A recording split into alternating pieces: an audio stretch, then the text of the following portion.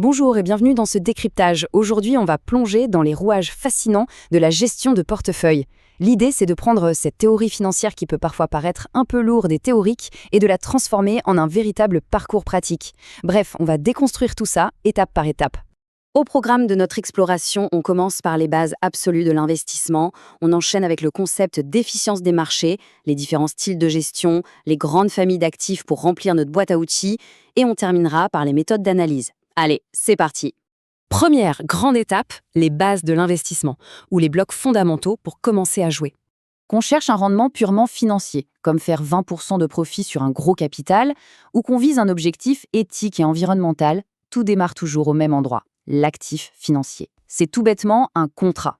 On paye un prix aujourd'hui contre la promesse d'un flux de trésorerie future. Actions, obligations, produits dérivés, le cœur de la finance réside dans cette simple promesse. Et c'est là qu'on touche au cœur de l'investissement, une dualité absolument inévitable. D'un côté, on a le rendement, c'est la quête mathématique du surplus, l'argent qu'on génère en plus de sa mise. Mais de l'autre, il y a toujours son ombre, le risque. C'est la probabilité pure et dure de ne rien gagner, voire de tout perdre. Toute décision est un arbitrage entre ces deux forces.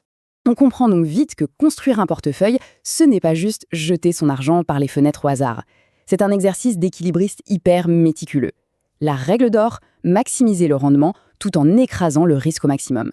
Et ça, il faut le faire en jonglant avec des contraintes de temps, de liquidité et même avec des règles légales parfois très strictes.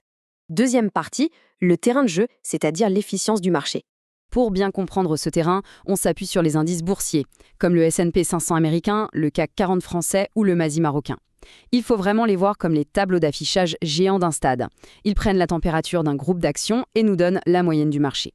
C'est notre point de repère absolu. Mais voilà, ça amène une réflexion de taille. Si ce marché est parfaitement efficient, c'est-à-dire qu'il absorbe et reflète déjà toutes les informations disponibles dans ses prix, est-ce que quelqu'un peut vraiment espérer le battre régulièrement?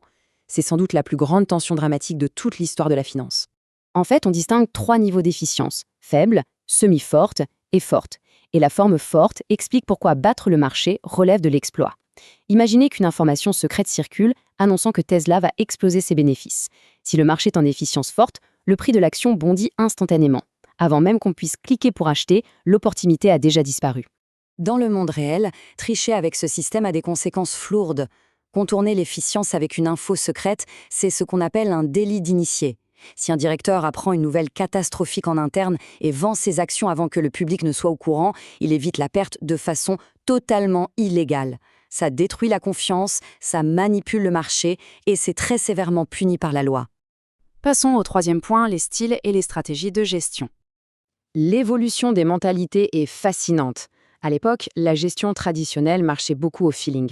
On se basait sur l'intuition, l'expérience ou simplement la réputation d'une boîte. Aujourd'hui, c'est une autre histoire. La gestion moderne a balayé tout ça pour s'en remettre strictement aux statistiques, aux mathématiques et à la théorie de Markowitz. Le but ultime, modéliser et réduire le risque de manière purement scientifique. De là, deux grandes philosophies s'affrontent. Si on est convaincu que le marché est imbattable, on opte pour la gestion passive. On se contente de répliquer un indice et de suivre sa performance. Par contre, si on pense détenir un vrai avantage concurrentiel, on choisit la gestion active. Là, le but, c'est d'obtenir par exemple un gain de 10% quand le marché fait seulement 6%. Il faut aussi équilibrer la gestion du temps.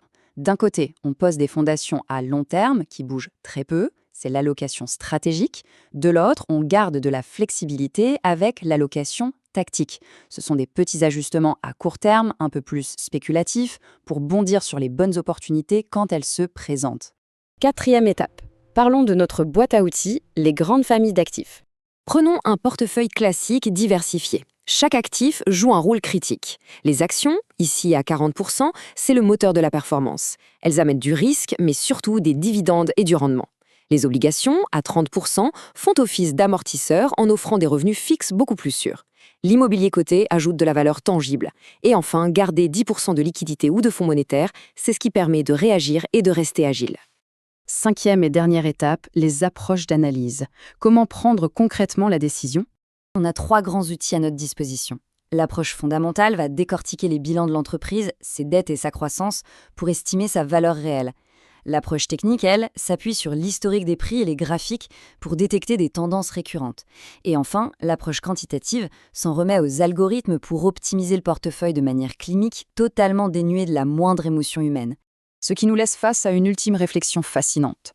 Si les algorithmes peuvent tout optimiser mathématiquement, et que le marché absorbe presque instantanément le moindre secret d'entreprise, est-ce que le véritable avantage d'un investisseur aujourd'hui, ce ne serait pas tout simplement une discipline de fer, totalement purgée de ses émotions?